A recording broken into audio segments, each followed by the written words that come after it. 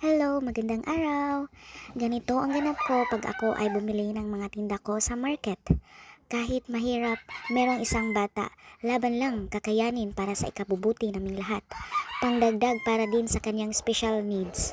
Dadalhin ko talaga ang anak ko para din siya matuto bumili sa market. Ako lang ba? Pag ako bumili sa market, magdala ako ng malaking bag para doon ko ilalagay ang ibang mabibigat gaya ng aking tinda na mga tempura, fishball, shumai, harina, mantika at iba pa para safety. Ang buhay ngayon mahirap na, kaya mag-isip tayo ng mga teknik para maka-extra income. Kahit pagod, pawis at ang itsura iba na, diskarte na talaga ngayon. Walang arte-arte kasi worth it naman lahat. Merong kita. Iba na talaga pag meron ka ng asawa at anak. Gagawin ang lahat, di gaya nung dalaga ka pa, mahiya ka pang magtinda. Kaya kayong mga kabataan dyan, makinig kayo sa ating mga magulang para sa ating ikabubuti rin yan. You don't have to be brave, you just have to keep trying. You don't have to be strong, you just have to keep going.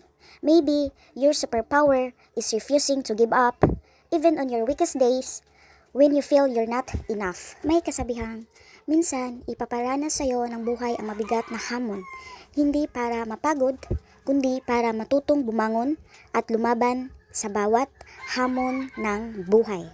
Kaya laban lang tayo, kaya natin to, at mag-pray lang tayo sa Panginoon para magabayan tayo at malampasan natin ang lahat-lahat na pagsubok sa buhay. That's all. Thank you for watching.